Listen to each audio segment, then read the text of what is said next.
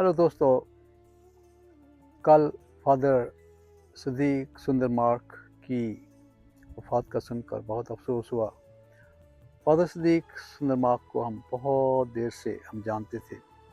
इनका ताल्लुक चूँकि मुल्तान डायसिस से था और तेची चक से, इसलिए हम बचपन से इन्हें देखते आए हैं और इनकी जो खिदमत है उनसे भी हम काफ़ी बखूबी वाकिफ़ हैं, मुल्तान डायसिस से भी और फिर फैसलाबाद वारसपुरा में भी।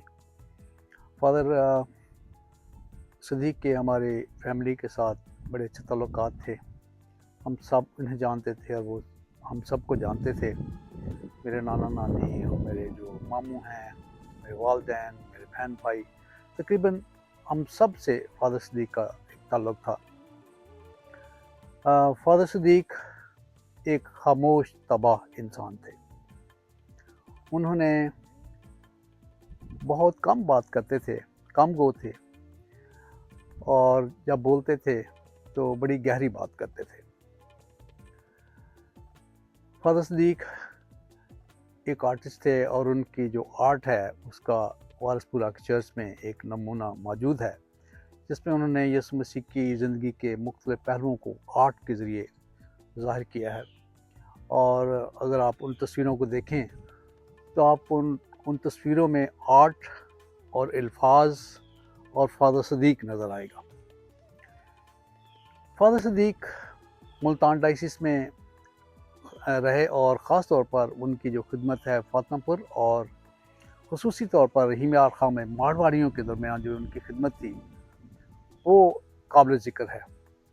जब मैं रहीम यार खां में था तो वहाँ पर फादर सदीक ने जो आश्रम डेवलप किया था, जहाँ पर मारवाड़ी जो ट्राइब थे वो आकर अपनी भक्ति किया करते थे और फादर सदीक का जो उनके साथ मारवाड़ियों के साथ और भीलों के साथ जो काम था उसका बड़ा असर हुआ, क्योंकि फादर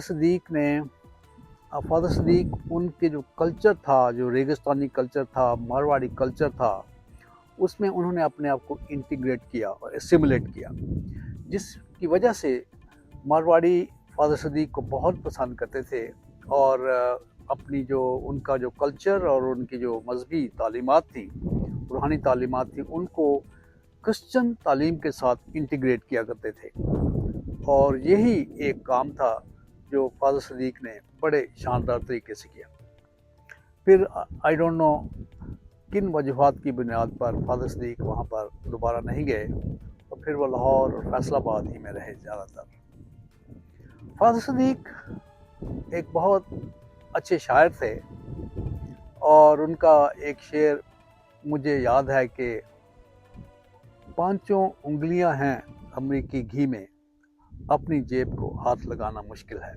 ये उनकी एक छोटी सी किताब थी जो उन्होंने बहुत साल में 30-35 साल पहले शाया की थी वारसपुरा ही में।